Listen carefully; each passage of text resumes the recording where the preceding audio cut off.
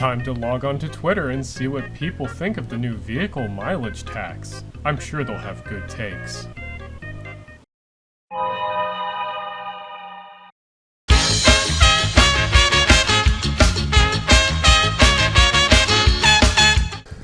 So today, we're hunting bad takes on Twitter.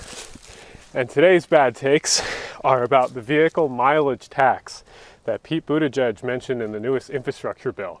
What about a mileage-based tax? So I think that shows a lot of promise. If we believe in that so-called user pays principle, the idea that part of how we pay for roads is you pay based on how much you drive, the gas tax used to be the obvious way to do it. It's not anymore. So a so-called vehicle miles traveled tax or mileage tax, whatever you want to call it, could be a way to do it. So, we're going for a walk in the woods. And while we're going for a walk in the woods, we're going to talk about Pete Buttigieg, because Pete said some stuff on the internet and people are mad at him. Let's talk about these dumb things. I don't like Pete for a lot of reasons, mainly because of the whole Bernie situation that happened, but I think he's a smart dude. And he has some good ideas. So that doesn't mean he's necessarily wrong about certain things, even if he is like a weird guy. But first, we need to talk about trains. To talk about trains, we have to talk about every time Amtrak, Brightline, a commuter railroad, whatever is in the news.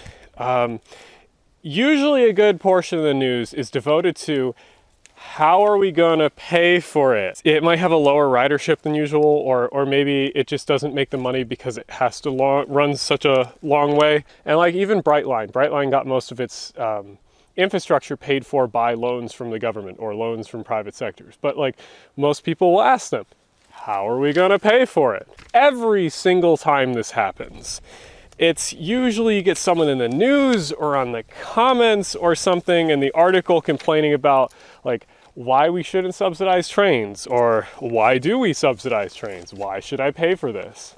And it usually boils down to, well, these things are a business. They should make profit. And if they don't make profit, they should close down. And this argument. And then I look those people right in the eye and I say to them, but how much money do highways make? And then these people, they usually come back in the comments, or they come back everywhere they are, and they start throwing straw man after different things, after different shit. And they cannot come up with a reason. They cannot come up with a reason why highways lose money. And they can't justify it, even though they love highways. No matter where a highway is in the world, unless it is a super specific thing, it is going to lose money. And in turn, because it loses money, it is subsidized by the government or an entity like a government. So I have 2 points to make with this. Point number one is that there are benefits to subsidizing transportation past just profit. I know that will blow your mind for some of you, but it's true. The second thing is that in the beginning with automobiles and up to today, automobiles have been subsidized in every possible way. And a lot of ways you just don't think about. And that's a good portion of what this video is about today. In the very beginning, when cars first appeared, cities way back in the early 1900s, back then, they even subsidized a lot of car infrastructure. And that's because a lot of the people that owned cars were extremely wealthy. So a lot of the car infrastructure just got built for free for them, because we should always be serving the wealthy, obviously. And because of that, car adoption took off, especially when like cars became cheaper and mass production caught up with cars. Cars in the beginning, you did have more toll roads, private toll roads, like even though the New Jersey Turnpike wasn't private, it's a good example of like originally, or the Parkway, it was originally a good idea to like toll cars very heavily and make that directly pay for it. But eventually that kind of fell apart, and even if you see toll roads nowadays, they don't pay for all the road infrastructure. They only pay for they pay for a decent portion, but it's still subsidized by the government. So this brings us to a cliff in transportation policy. After World War II, a lot of things changed. A lot of the toll roads, that were very popular before World War II kind of disappeared. And the changes that happened after World War II very, very, very much benefited the car and very, very much killed trains. A good portion of this was when soldiers came back from World War II, they got the GI Bill. And the GI Bill had a few stipulations in it about how they could afford houses. The main part of this was that the U.S. Housing Development, or the United States Department of Housing, allowed for certain types of loans to be more equitable for banks. These are mainly allowed, with these new banking policies in place, housing and towns in the 50s and 60s started looking toward more single-family housing and zoning. In turn, what this caused is a lot of towns to just arbitrarily build car infrastructure. Suddenly you got 4-lane with 1 turning lane arterial roads. You got a bunch of suburban and strip malls along these arterial roads. And suddenly these towns just subsidized all of this through either their own funds or through taxes. This killed off a lot of downtowns, and it's related to one of the other videos I talked about. These 4-lane arterial roads, most commonly called stroads nowadays, if you go by Strong Towns logic, are not that effective. And they're also very, very inefficient when it comes to tax policy. These 4-lane arterial roads also had another problem, because once you build these arterial roads, suddenly they get backed up, and suddenly you need more car infrastructure to feed them and to feed these neighborhoods and to move the cars around. So in the late 50s, early 60s, Eisenhower came up with the Interstate Act. By 1956, there were more than 65 million cars on our roads, with 90 million forecast by 1975. Clearly, it was a time for national action. Congress responded with the Federal Aid Highway Act of 1956, providing the staggering sum of $51 billion to be spent by the states on highway construction by 1971. Holy shit, 51 billion is 540 billion today. Which basically allowed for giant interstates to be built throughout the United States, largely funded just by government subsidies and by government loans. Meanwhile, while this is happening, the government didn't do anything with railroads, and they still had the same older tax policies on them. And the railroads competing with these new infrastructure and new interstates and new suburban towns that weren't connected at all to railroads suddenly had massive problems with money and massive bankruptcies. And the government eventually stepped in the late 60s and created Amtrak, and also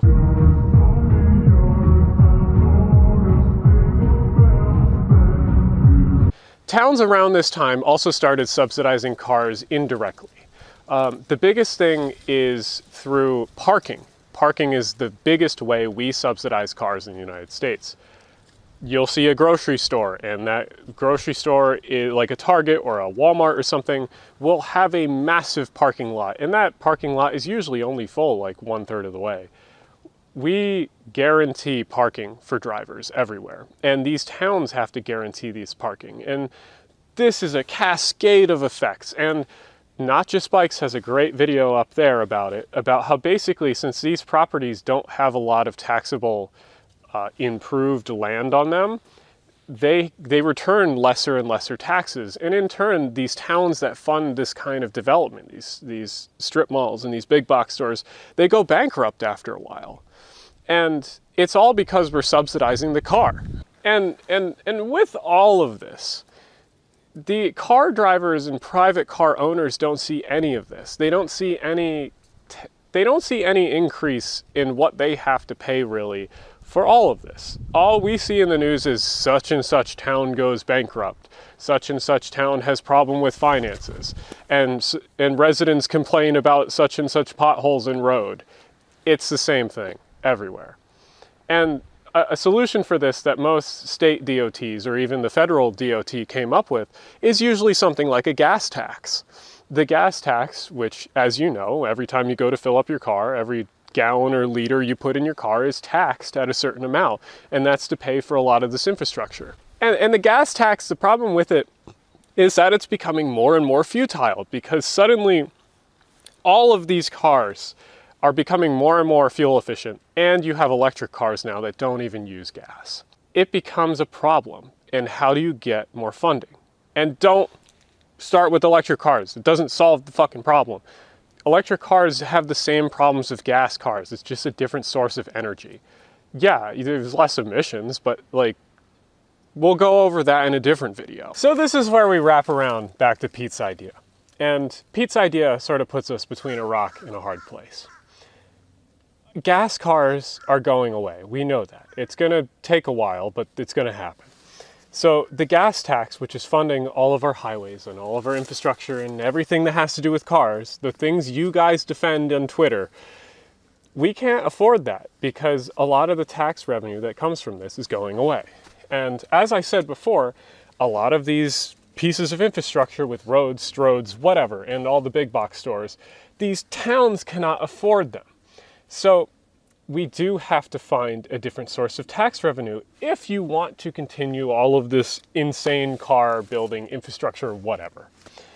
And unless you're willing to change like how you live in a society and how the society functions without cars, you have to pay for that car infrastructure. That is simple as that. So do I think Pete's idea for a vehicle mileage tax, or whatever you're going to call it, do I think it's a good idea? Yes.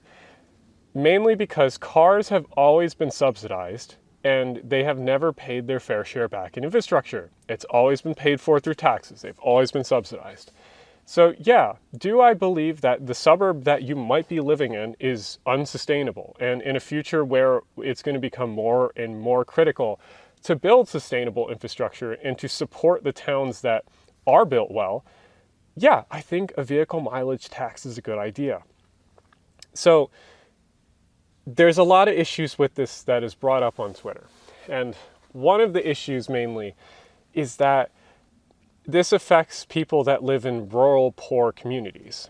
And I'd argue there's a lot of rural, poor communities that are like towns, that do operate as towns, and people walk or they bike or something. Yeah, there are rural communities that are poor that rely heavily on cars, but there's other ways to help them. And there's other ways that we can improve how they live and how they do things. But that's a video for another time, and I still believe the vehicle mileage tax is good because majority of Americans live in suburbs in the city. And if we can have some incentive to improve the suburbs or improve housing or whatever, I think it's a great idea. Especially because the gas tax right now is going away, whether we like it or not. And the gas tax, okay, you want to argue about the rural poor, the gas tax is worse to the rural poor than any vehicle mileage tax would be. Because generally poor people are not going to be able to afford electric cars or hybrids or whatever. They're going to have larger vehicles, so they're going to be less fuel efficient. So if anything, the vehicle mileage tax is not as bad as the gas tax. So we come to a part where you've probably either stopped watching or you are very angry at me. Or you agree with me and you're just circle jerking at this point. But if you actually want to see what good towns can be like, and I'm not talking about cities. I don't want everyone to live in a city. That's impossible. Good towns can still be built well and they can be built densely. If you want to see a good example, I have two, I think it's up here, either side, one of the sides. I have two videos about a small town in South Jersey that is very dense and is a suburb. And it's about to be a railroad suburb again, because getting a train, hopefully soon. This is the kind of thing we need to change. The vehicle mileage tax will help promote building stuff like this again. It will help promote transit-oriented development. It will help coax towns into maybe thinking, hey, that 4-lane arterial road or that housing development that's only accessible via car, bad idea. Instead, it will help us build towns that are more sustainable and more walkable, bikeable, any other form of transit other than cars. And that's what a big portion of my channel is about. It's about urban planning, cars, transit, and all of that fun stuff that goes into the politics sphere of what I talk about. And in a future where we are sustainable, you can't just change how we drive cars. You have to change how we live. And one of that things is changing the towns in which we live in. There are many towns out there that are unsustainable, and you might live in one, and there's a good chance maybe you enjoy it. But there are ways to save the things that you enjoy while making the towns that we live in better and changing the towns that already exist. One of these things is the vehicle mileage tax. So do I agree with Pete? Yeah, I agree with Pete, unfortunately. I will leave this off by saying thank you for watching, and I have plenty of other videos on topics like these. If you want more videos like these or want to support me, I have my Patreon somewhere down in there. I also have a Discord if you want to join, and yeah, suggest other videos or topics that I should yell about, especially if it's to people on Twitter, because go outside, touch some grass, look at the cars, get angry at them, say, I don't want those anymore. Anyway, we'll see you around.